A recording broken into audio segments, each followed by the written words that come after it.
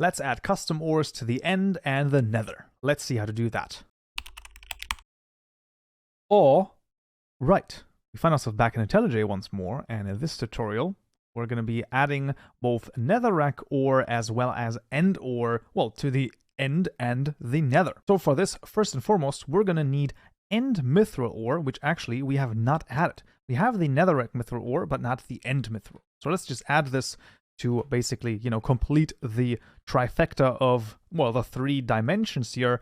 This is going to be the End Mythril Ore. We're just going to keep it exactly like this, and then, of course, all of the different things, right? We're going to need the block states JSON file and all of the other JSON files as well. Now, all of this is, of course, like always, available to you in the description below, GitHub repository and individual gist as well.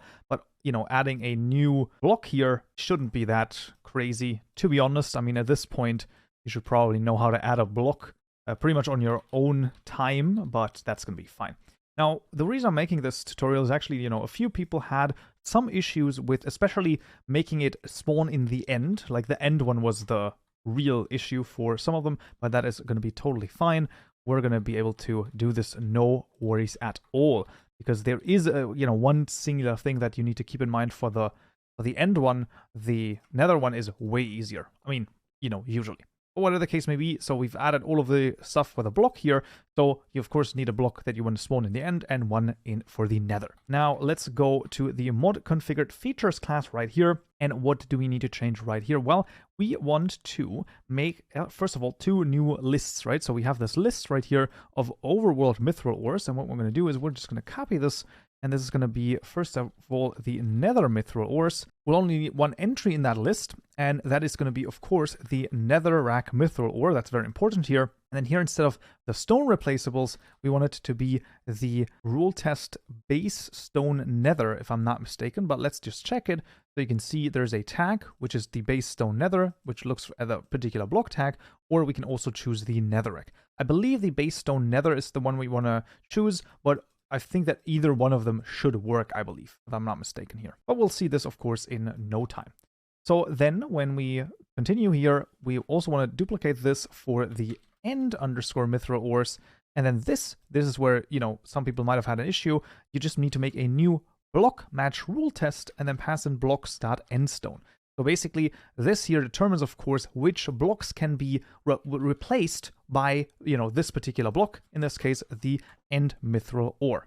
And that's all that you need to do. Now, the rest is pretty much just going through, adding a custom ore here.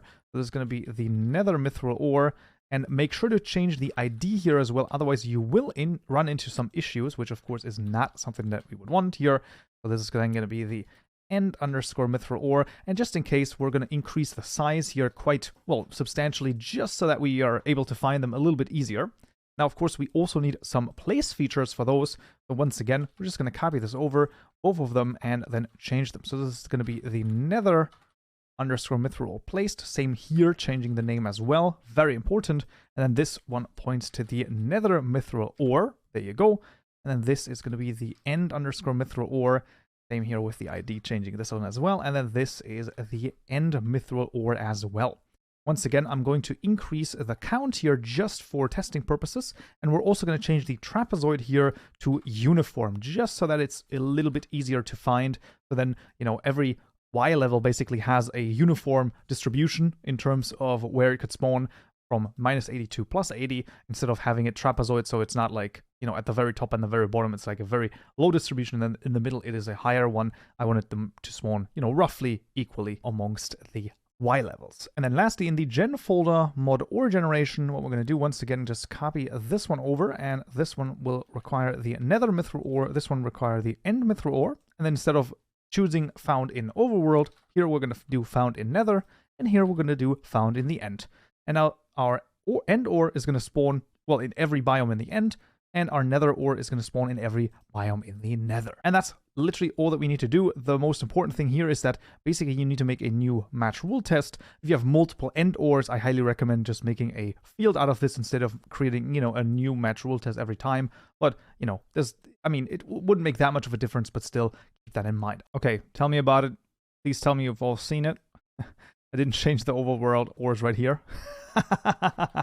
That's kind of funny, to be honest. And no, of course, I haven't been flying around the nether for the last 10 minutes trying to find an ore and then rechecking the code. Never. That would never happen. No. Of course, this also needs to change. That's kind of important here. Otherwise, it's not going to work.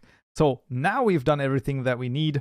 Let's see if it works now. All right, so we find ourselves in the nether, and as you can see, we can immediately already spot some, and I believe that we should be able to find some more quite easily, all things considered. Let's actually switch to spectator mode, and let's go beneath the lava, because usually that yields the best result. There you go, some more. And if we were to continue, we would find plenty more of our custom ore, in this case, the Netherrack Mythril Ore as well. So, I mean, that's pretty much how easy it is to add it to the nether, and let's see for completion's sake in the end as well.